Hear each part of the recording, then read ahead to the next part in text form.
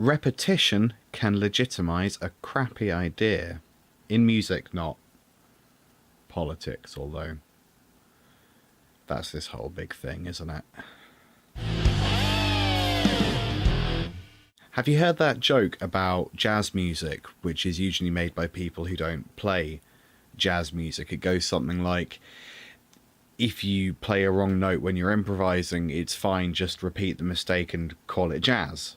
As completely hilarious as that joke is, there is actually kind of a little bit of truth to it, except it doesn't necessarily have to be jazz. It doesn't even necessarily have to be music.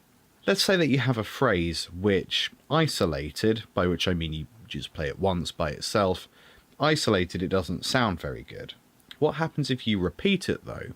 It'll start to sound better every time you repeat it. That's basically because the human brain seeks out patterns, and it doesn't matter if the thing sounds bad because it's a pattern.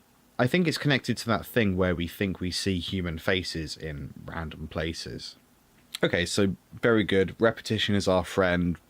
So what? What's the point of this video? I think there's two things we can learn from this. Firstly, like the joke said, if you're improvising and you happen to make a mistake, like you play a note that shouldn't really belong in the scale, or you emphasize the wrong beat of the bar or whatever else, just repeat the mistake and try and make it a theme of that song. It is pretty hard to embrace mistakes in that way, but I promise you it's harder on you as the player than it is on an audience, if you have one. Your audience probably won't have even noticed that you've made a mistake at all, much less if you start repeating it. Secondly, this can be a great tool for writing riffs, not even intentionally grim-sounding stuff like extreme metal, but quirky, weird riffs that might not conform to a specific scale or might not fit with a normal time signature.